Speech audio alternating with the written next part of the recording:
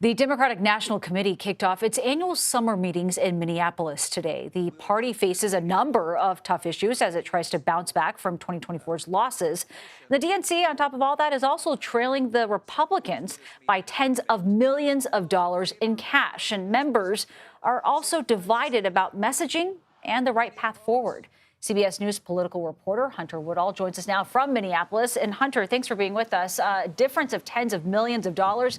I mean, how significant is the cash advantage the Republican National Committee has over the DNC?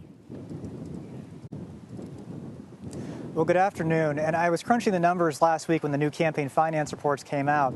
And when you compare July of 2025 for the Republican National Committee and the Democratic National Committee, the Republican National Committee, the RNC, has around $70 million more in cash on hand than the Democrats. Now, history matters here. I looked back to 2017 around the same period of time. A period, of course, when President Donald Trump was in office. That was his first term. And Democrats obviously were trying to figure out ways to get back into power. Republicans, obviously, like they do today, held the House, the Senate, and the White House.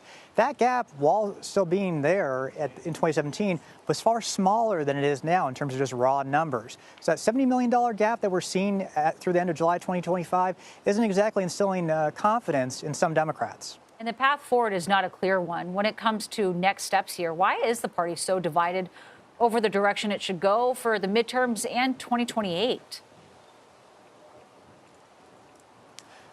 When you talk to Democrats, and this has happened, in the months after the presidential election, and obviously as they've looked into the messaging that they want to have during these early months of Donald Trump's second term as president, there's a clear sense of, okay, they want to try and refocus to be, they want to be the party of the working class. That's what we heard DNC Chairman Ken Martin say, that the Democrats, in his view, are the party of the working class.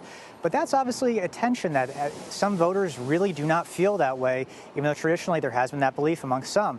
So when you look at the path forward, there continues to be this concern of how are you reaching voters, how are you reaching enough voters, especially because so many the branding issues of the Democratic Party continue to be persistent, and there is really no clear solution yet about what that looks like. You talk to Democrats in Minneapolis today, they're trying to put a positive spin on things, but obviously there's clear issues and clear concerns moving forward. All right, Hunter Woodall, thanks so much.